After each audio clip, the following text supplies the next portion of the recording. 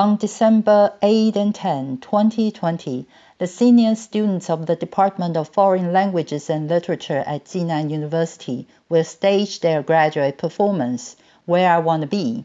This play is actually adapted from the movie Hairspray. In the movie, the hairstyle a person wears can decide its popularity in school. But what kind of hairstyle is considered trendy in the film? Well, let's look at one of the posters. Notice anything? Everybody sports a straight, wavy or curly hair, except perhaps for the only black man on the left. And the only black woman's hair is not only wavy and curly, but is also dyed blonde.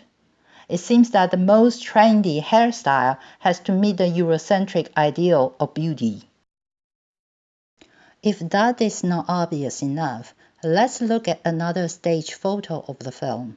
In this photo, all black females have straight, wavy hair, while the black males have their hair so closely cropped to the scalp that it's hard to tell what the texture of their hair is, straight or kinky.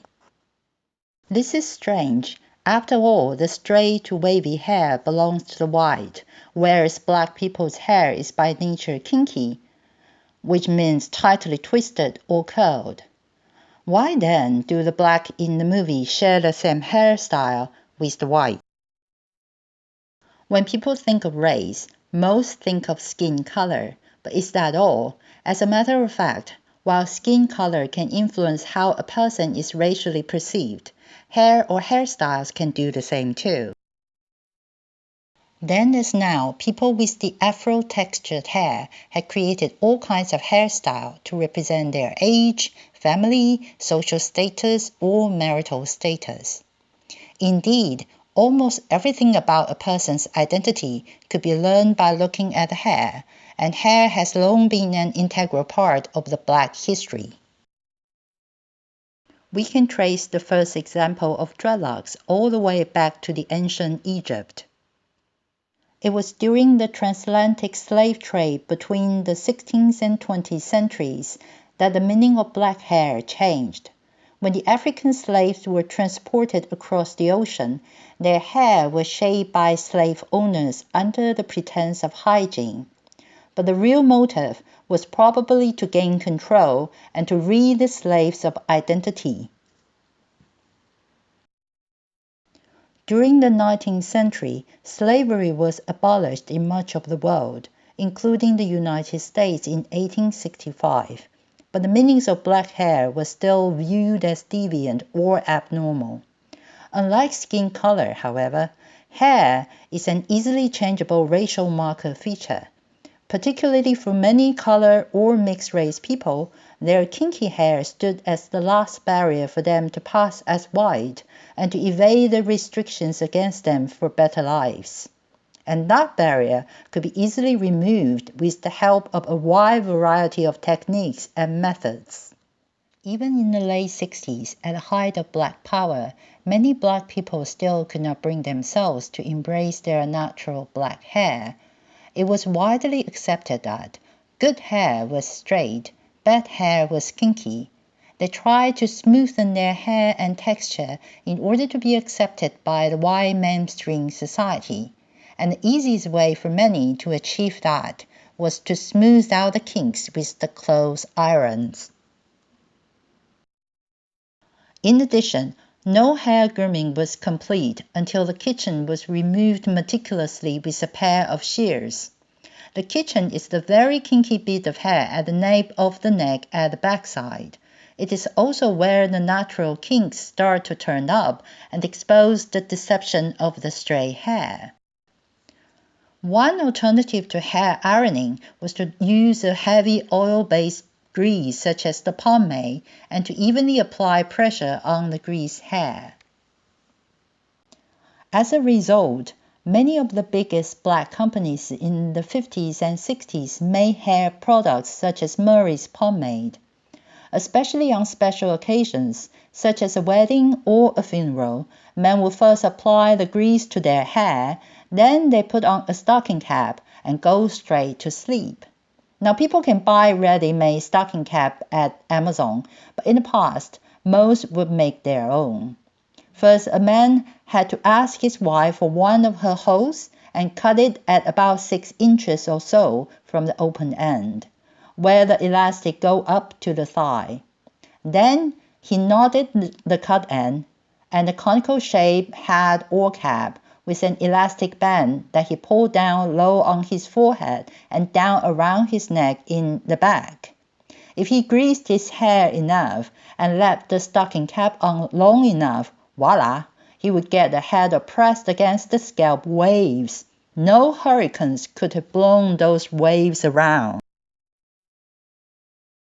Unfortunately, no matter how hard people try to iron and press their kinky hair, the effect of straight hair never lasted. It would quickly become kinky again as soon as it got in touch with the hot water and shampoo. For those who had the means or the need, such as the famous singer Nat King Cole, they could have a perm once or twice a year by the professional. It was not until 1954, with the invention of a permanent hair straightener by George E. Johnson called Ultra Wave Hair Culture, that ordinary black women and men finally could straighten their hair more conveniently. As the advertisement implies, having a head of straight hair not only paves the way to success, but also transforms a man from an uncultured person into one with culture and sophistication.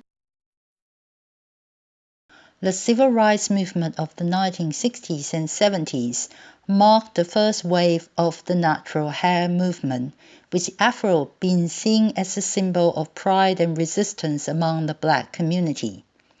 This new trend sparked the introduction of new hair products specifically for the purpose of maintaining the afro hairstyle. This advertisement of Afro-Scene, for example, tries to identify black hair as an African or Swahilian heritage that should be passed on from mother to daughter. Indeed, sporting these natural styles was its own form of activism, and was seen as a statement in reclaiming the black roots.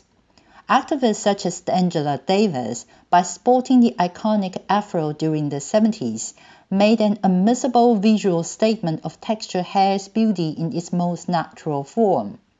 As the 70s rolled on, celebrities like Diana Ross or Pam Grier continued to popularize the afro, along with other African hairstyles such as dreadlocks and cornrows, making the association of black hair even more mainstream.